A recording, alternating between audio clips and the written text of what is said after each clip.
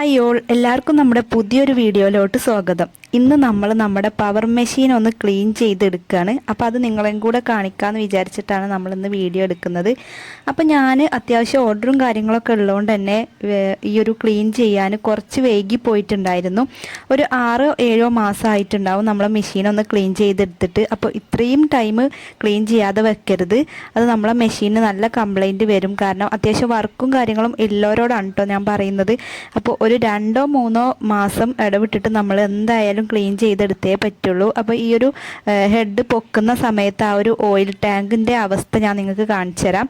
അപ്പോൾ ഇത് എന്നെക്കൊണ്ട് പൊക്കാൻ കഴിയാത്തതുകൊണ്ട് എന്നെ ഹെൽപ്പ് ചെയ്യുന്നത് എൻ്റെ ഹസ്ബൻഡാണ്. എല്ലാത്തിനും സപ്പോർട്ട് ചെയ്ത് നിൽക്കുന്ന നമ്മളെ ലൈഫ് പാർട്ട്ണറാണ് നമുക്കിന്ന് ഈ ഒരു മെഷീനിൻ്റെ ആ ഒരു ക്ലീനിങ്ങിനൊക്കെ നമ്മളെ ഹെൽപ്പ് ചെയ്യുന്നത്.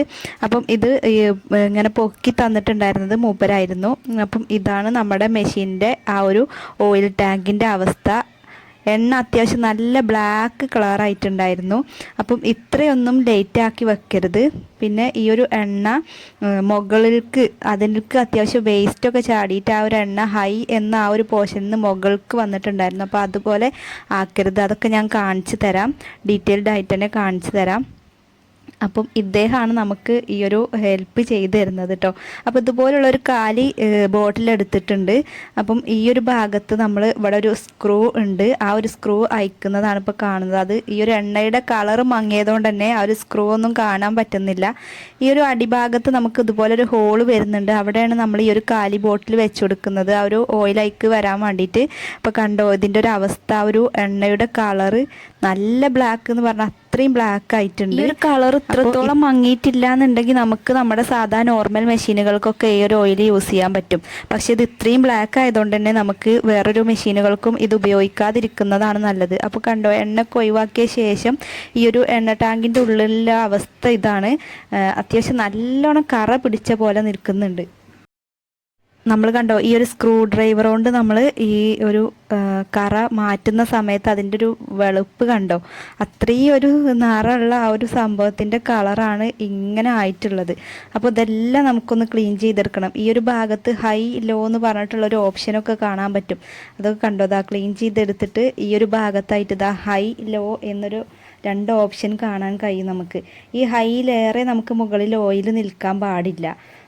ഈ ഒരു നീഡിൽ ബാറിൻ്റെ ഇടയിലൂടെയും ഷട്ടിലിൻ്റെ ഇടയിലൂടെയും കൂടെ ഒക്കെ നമുക്ക് ഓയിൽ വരാൻ ചാൻസ് ഉള്ളതുകൊണ്ട് തന്നെ നമുക്ക് അതിൽ മുകളിലായി നിന്നാൽ അത് ബുദ്ധിമുട്ടാണ്. അപ്പം അത്യാവശ്യം ആ ഒരു ഹൈ എന്ന പോർഷൻ്റെ ആ ഒരു ലെവൽ വരെയാണ് ഇതിൽ എണ്ണ നമുക്ക് ഒഴിച്ചു കൊടുക്കേണ്ടതുള്ളൂ. എൻജിൻ ഓയിൽ കറുത്ത പോലെ അത്രയും കളറായിട്ടുണ്ട്. അപ്പോൾ എന്താണെങ്കിലും ഒരു 2 മാസത്തിൽ കൂടുതൽ ഓയിൽ ചേഞ്ച് ചെയ്യാതെ നിൽക്കരുത്. എത്ര നമുക്ക് വർക്കും കാര്യങ്ങളും എത്ര ബിസി ആണെങ്കിലും നമ്മൾ ഈ ഒരു കാര്യം ശ്രദ്ധിച്ചില്ല എന്നുണ്ടെങ്കിൽ നമ്മളെ മെഷീന് നമുക്ക് പണി തരും. അപ്പം ഓയിൽ ചേഞ്ചിങ് മസ്റ്റായിട്ട് നമ്മൾ ശ്രദ്ധിക്കേണ്ട ഒരു കാര്യമാണ് മെഷീനിൻ്റെ കാര്യത്തിൽ, പവർ മെഷീനിൻ്റെ കാര്യത്തിൽ കേട്ടോ, പ്രത്യേകിച്ച് പവർ മെഷീൻ്റെ കാര്യത്തിൽ. കാരണം അതിൻ്റെ ആ ഒരു ഉള്ളിൽ കൂടെ ഒക്കെ നമുക്ക് ഈ ഒരു ഫിൽറ്റർ ചെയ്യുന്ന ഭാഗത്തൊക്കെ നമ്മൾ ഓയിൽ ഇതുപോലത്തെ കറുത്ത ഓയിൽ കയറിപ്പോയാൽ അത് ബുദ്ധിമുട്ടാണ്. ഇതാ ഈ ഒരു ഭാഗം ഫുള്ളായിട്ട് അയച്ചെടുത്തിട്ട് നമുക്ക് ക്ലീൻ ചെയ്യാൻ പറ്റും. അപ്പോൾ ഞാനിവിടെ നിന്ന് അയച്ചെടുക്കുന്നില്ല. അപ്പോൾ ഇതുപോലെ ആ ഒരു ഭാഗത്തുള്ള നൂലുകളും കാര്യങ്ങളൊക്കെ ഒഴിവാക്കുകയാണ് ചെയ്തത്. അപ്പോൾ നമുക്കിതാ ഇതുപോലെ ആക്കിയെടുത്ത ശേഷം ആ സ്ക്രൂ ഒക്കെ ഇട്ട് കൊടുത്തിട്ടുണ്ട്. ഇനി ശേഷം നമ്മൾ ഈ ഒരു എണ്ണയാണ് ഇതിലേക്ക് ഒഴിച്ചു കൊടുക്കുന്നത്. ഇതുപോലെ പവർ മെഷീനിലേക്ക് ഒഴിക്കാനുള്ള എണ്ണ എന്ന് പറഞ്ഞാൽ നമുക്ക് കിട്ടും. ബട്ടൺ ഹൗസിലും ഒക്കെ പോയാൽ നമുക്ക് കിട്ടും. അതുപോലെ മെഷീൻ ഷോപ്പിലൊക്കെ ഉണ്ടാവും. അപ്പോൾ ഈ ഒരു ഹൈ എന്നുള്ള ആ ഒരു പോർഷൻ വരെ നമ്മൾ ഈ ഒരു എണ്ണ ഒഴിച്ചു കൊടുക്കുകയാണ് ചെയ്തത്. അപ്പോൾ ഇതാ ഇതുപോലെ ഇത്രയും നീറ്റായിട്ടുള്ള ഓയിലാണ്. ഇതുപോലെയാണ് ഇതിൻ്റെ കളറ്. ഇത്രയും നല്ല നീറ്റായിട്ടുള്ള എണ്ണയാണ് നമുക്ക് അത്രയും കരിയോയില പോലെ ആയിട്ടുണ്ടായിരുന്നത്.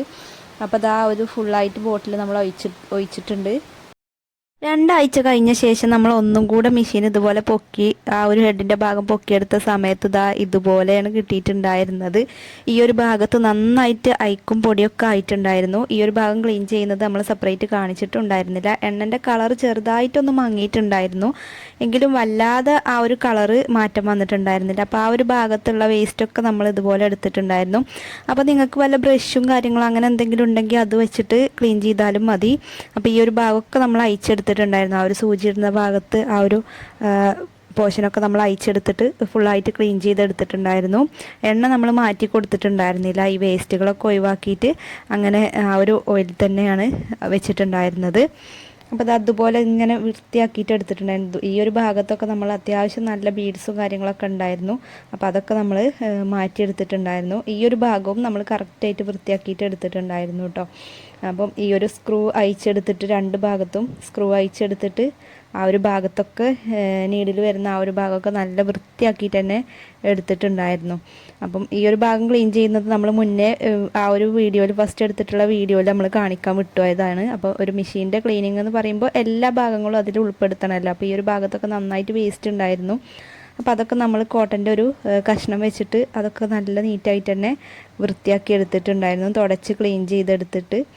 പിന്നെ ഈ ഒരു ഭാഗത്ത് വരുന്ന ആ ഒരു ത്രെഡിൻ്റെ പൊട്ടുകളും അതുപോലെ ക്ലോത്തിൻ്റെ പൊട്ടുകളും ബീഡ്സുകളും ഒക്കെ ഉണ്ടായിരുന്നു. അതുപോലെ തന്നെ സൂചി പൊട്ടിപ്പോയതിൻ്റെ ആ ഒരു വേസ്റ്റുകളൊക്കെ അതിൻ്റെ അടിഭാഗത്ത് ഉണ്ടായിരുന്നു കേട്ടോ. അപ്പോൾ അതൊക്കെ നമ്മൾ മാറ്റിയെടുത്തിട്ട് കറക്റ്റായിട്ട് തന്നെ വൃത്തിയാക്കിയിട്ട് എടുത്തിട്ടുണ്ടായിരുന്നു.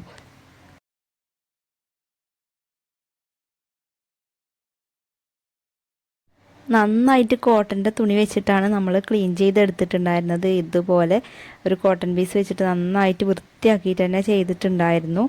അപ്പം നമ്മൾ എല്ലാം വൃത്തിയാക്കിയ ശേഷം പഴയ പോലെ തന്നെ ആ ഒരു ഭാഗത്ത് നമ്മളത് വെച്ചിട്ട് സ്ക്രൂ ഒക്കെ ഇട്ട് കൊടുത്ത ശേഷം നന്നായിട്ട് മെഷീൻ്റെ ഓയിൽ ഒഴിച്ചു കൊടുത്തിട്ടുണ്ടായിരുന്നു. ആ ഒരു ത്രെഡ് ആ ഒരു സൂചി വരുന്ന ഭാഗത്ത് നന്നായിട്ട് നമ്മൾ ഓയിലൊക്കെ ഒഴിച്ചു കൊടുത്തിട്ട് നമ്മൾ അന്ന് മെഷീൻ യൂസ് ചെയ്തിട്ടുണ്ടായിരുന്നില്ല. പിറ്റേ ദിവസമാണ് നമ്മൾ പിന്നെ മെഷീനൊക്കെ യൂസ് ചെയ്തിട്ടുണ്ടായിരുന്നത്. അപ്പോൾ ഇതുപോലെ നമ്മൾ ഓയിലൊക്കെ ഒഴിച്ചു കൊടുത്ത് ക്ലീൻ ചെയ്തിട്ടിട്ടുണ്ടായിരുന്നു.